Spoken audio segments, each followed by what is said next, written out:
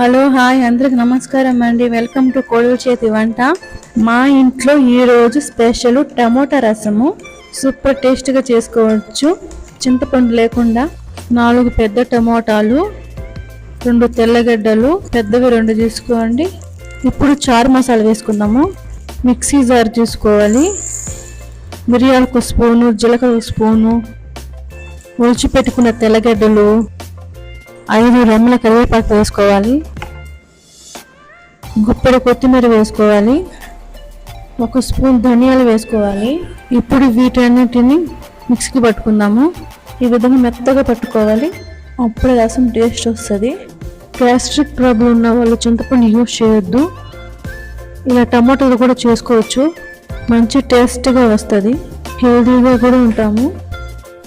టమాటాలను తీసుకొని ఈ విధంగా మెత్తగా కలుపుకోవాలి. మిక్సీ పట్టుకుంటే అంత టేస్ట్ ఉండదు రసము. ఈ విధంగా చేసుకుంటే రసం బాగుంటుంది. స్టవ్ ఆన్ చేసుకొని ఒక గిన్నె పెట్టుకోవాలి. 2 స్పూన్స్ ఆయిల్ వేసుకోవాలి. ఆయిల్ వేడెక్కిన 1 స్పూన్ ఆవాలు వేసుకోవాలి. 2 రెమ్మల కరివేపాకు వేసుకోవాలి. నెక్స్ట్ చారు మసాలా వేసుకోవాలి. అన్నీ వేసాక బాగా కలుపుకోవాలి.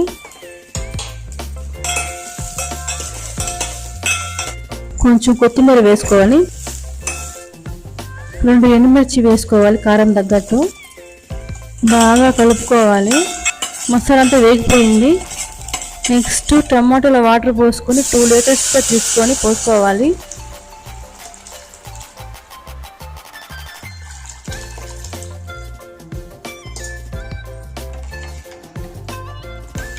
కల్లు ఉప్పు వేసుకోవాలి టేస్ట్ తగ్గట్టు.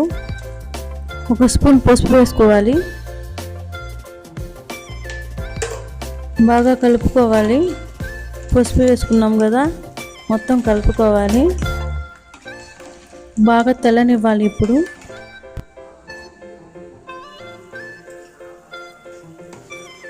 టమాటా వేసాం కదా, బాగా ఉడకాలి.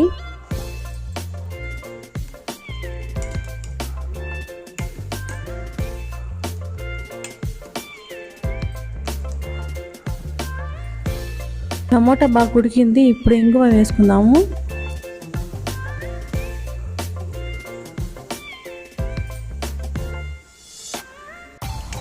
రసం రెడీ అయిపోయింది.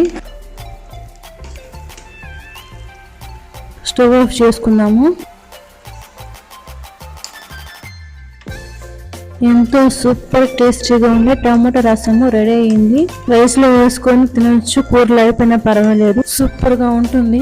మీరు కూడా ట్రై చేసి ఎలా ఉందని కామెంట్ చేయండి. ప్లీజ్ సబ్స్క్రైబ్ చేసుకోండి. Thank you for watching.